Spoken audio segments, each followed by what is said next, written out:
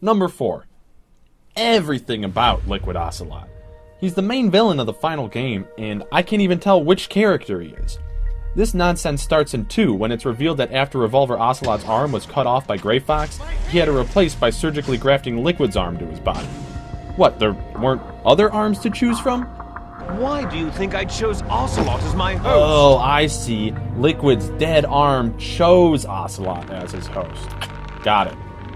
And through that, Liquid Snake takes possession of Ocelot. So he's being controlled by an arm? Yeah, well, nobody liked that. So in 3, it's alluded to that Ocelot's father was a Sorrow, a spirit medium, and that Ocelot possibly inherited those abilities to some extent, which is how Liquid Spirit was able to take possession of Ocelot after the arm replacement.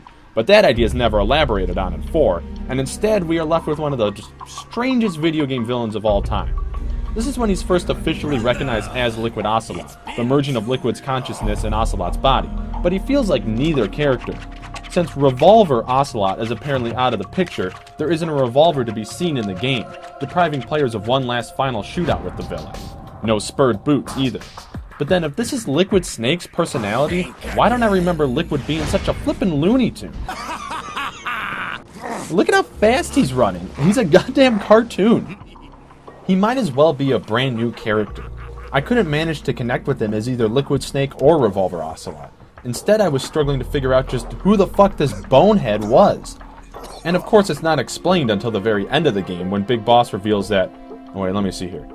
Oh, Liquid Ocelot's personality was actually nothing more than the man-made product of Revolver Ocelot's own drug use and auto-suggestion. You see, he was pretending to be Liquid so he could hide his intentions from the Patriots' core artificial intelligence, JD.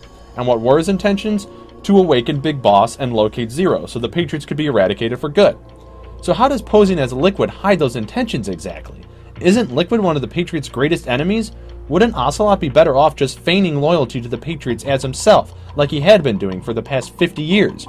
Or is that the whole point? He acts as though he's still sided with the Patriots as Ocelot, and it's just his psychotic other self who seeks to destroy them. And the Patriots are just okay with their most trusted operative having a deranged split personality? And what's that other personality again? Oh, that's right, their greatest enemy. But I guess the Patriots are just a bunch of stupid AIs anyway, so what do they know? Bang! Number 3. Yeah. Number 2. Just about everything that happens in the climax of Sons of Liberty.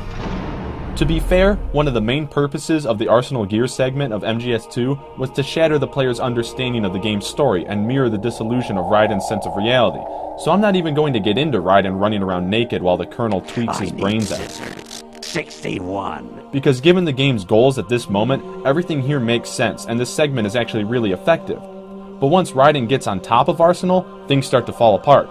Because, wait, is that even where he is? On top of Arsenal? He's last seen climbing a ladder, and then whoop!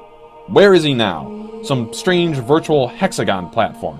Where's the ladder he was just climbing? What's around him? What kind of environment is this? I can hardly even come up with a way to read too deep into this. Like, I don't know, is this an attempt to represent the digital non-space of Raiden's reality? The nothingness of what he believes to be true? Ugh. And because this environment makes so little sense, the game has to utilize some cheap camera trick every time a new character appears. Oh hey, here's Solidus, where'd he come from? Hey, there's Olga, where'd she come from? Who's that over there? Oh, Fortune and Snake, where'd they come from? But after Solidus chokes out Raiden, he wakes up and now they're on top of Arsenal, and it finally looks like you'd imagine it would. From here, every character proceeds to double-cross someone, adding even more confusion to the already insanely complicated plot, because you see, every character here has 1. A cover story complete with its own goals and motivations to hide 2. Their true intentions, which are 3.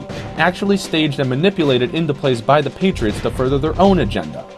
If I went and explained this in detail for every character, we'd be here all day, so instead I'll just pick one. Olga. She is 1. Pretending to be aiding Solidus and Dead Cell in the takeover of Arsenal Gear by assuming leadership of her deceased father Sergei's mercenary unit and lending their manpower to the takeover of the Big Shell, when in actuality she is 2. Aiding Raiden from the inside by masquerading as a cyborg ninja because 3. The Patriots abducted her daughter as a means of coercing Olga into playing the role of Grey Fox in the recreation of the Shadow Moses incident as a means of the Patriots to collect data for the S3 or Solid Snake Simulation Plan, which is a program designed for creating soldiers on par with Solid Snake. But wait, the S3 plan doesn't stand for Solid Snake Simulation?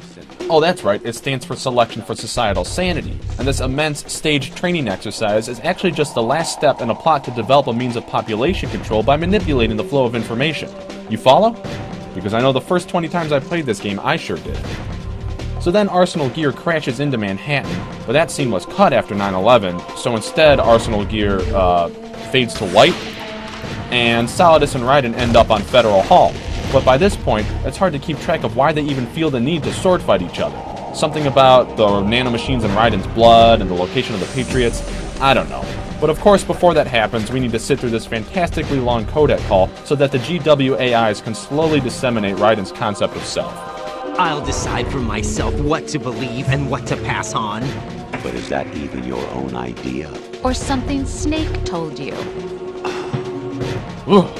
Holy shit, this is crazy. But the number one most baffling moment in all the Metal Gear games is this.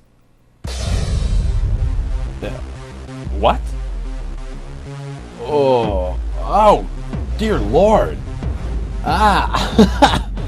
What is this? Come on, Who's this is what it is, right here. Okay, stop. The live-action intros to MGS4 are insane. Have you seen these? I was really left with no other choice for the number one spot. The other items on this list at least have a connection to the games, but this shit is just in its own world. The game opens up randomly on one of 5 television channels the player can switch through at will, the best of which is only loosely related to Metal Gear. Oh hey, check it out, Hideo 1. So there's this underwater nature show, which is the only one that's interesting for its own sake, because it doesn't feature god-awful actors or nauseating CG backdrops, and it gives some interesting information on Octopi, which I guess vaguely ends up relating to Snake's Octocamo later on. Then there's this weird talk show where David Hayter's wearing an eye patch, so that's about as relevant as that gets, and this lady makes some awkward jokes while Hayter, I don't know, thinks about writing X-Men 2 or starring in The Guyver. There's a game show that asks a question about the PMCs, a cooking show that just maybe, barely has something to do with the survival hunting of Snake Eater, and then the Speed Junkie fitness show. All of which make my stomach churn. Then afterwards they follow up with commercials for the various PMCs that Snake encounters in the game, so that almost makes sense, but they're still odd, and if it's your first time playing, there's no way to know just what's up. And this one's actually kind of sexy. But it's still weird. This introduction manages to be even more baffling than the Raiden opening to Snake Eater. The first time I played Guns of the Patriots, I couldn't stop thinking about what I had just seen for like the first 45 minutes of the game. I was trying to play, but I was like, what was that? I'm not sure what hurts my brain more, just watching these or thinking about how they ever got made in the first place. I suppose the idea was to paint a picture of what the popular culture surrounding the global war economy is like, but it just doesn't work. Maybe if these scenes were peppered throughout the game intermittently, like before each act you'd see Sonny watching television on the Nomad before transitioning into the briefing. But it still wouldn't change how fucking weird they are, mother of Christ!